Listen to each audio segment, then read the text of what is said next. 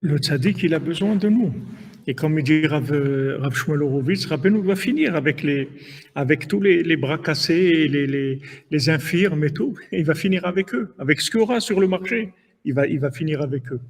Et c'est un grand srout, c'est un grand mérite. Ben, mettre chaque jour, c'est un très grand mérite. Cette étude qui part dans les réseaux sociaux, ces paroles qui vont... Après, Rabbeinu, il s'arrange qu'une personne, elle se trompe de bouton, elle appuie sur un bouton dans YouTube au lieu d'un autre et elle tombe sur une parole, elle entend une parole, voilà, ça lui donne un hérour tchouva, une pensée de repentir ou de changement ou un regret. Ou tout. Mais c'est des tikkunim extraordinaires. Nous, on doit juste aller... Comme Rabbeinu dit, verse des seaux de médicaments précieux. Peut-être qu'il y a une petite goutte qui va rentrer dans la bouche, c'est tout. Nous, ce qu'on doit faire, c'est sans arrêt, sans arrêt. Comme il nous a dit dans Sipurim HaMaasiyot, une chose, je vous demande de faire tout le temps, c'est les hashkot ilanot. Il faut arroser les arbres, ça tout le temps, tout le temps, tout le temps. Vous pouvez faire d'autres choses aussi, mais ça, vous devez le faire tout le temps. D'arroser les arbres, tout le temps d'arroser les arbres, d'arroser les âmes, d'envoyer vers les âmes les paroles de réparation du tzaddik. Voilà les amis, bonne continuation, bonne journée, bonne semaine. Chazak Ubaour, ceux qui peuvent nous aider Rabbeinu qu'ils aident, qui fassent ce qu'ils peuvent.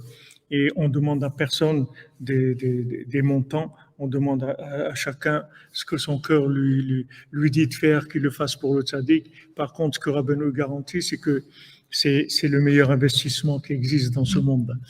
Dans ce monde, on ne voit pas trop les résultats. On voit aussi des résultats, Baruch Hashem, mais dans l'autre monde, on verra ce qu'on a fait dans ce monde. Ashrenu matov chelkenu.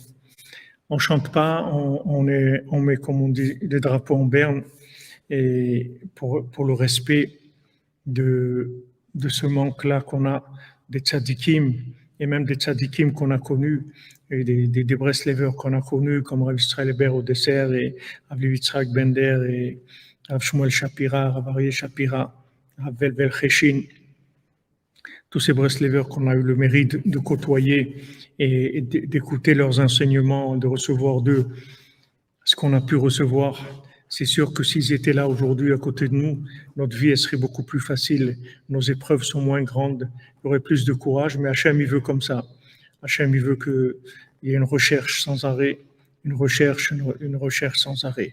On respecte ces jours-là de ressentir ce manque-là, sans être triste du tout, parce qu'il n'y a aucune tristesse, on n'a aucune révolte contre ça, on n'est pas énervé du tout.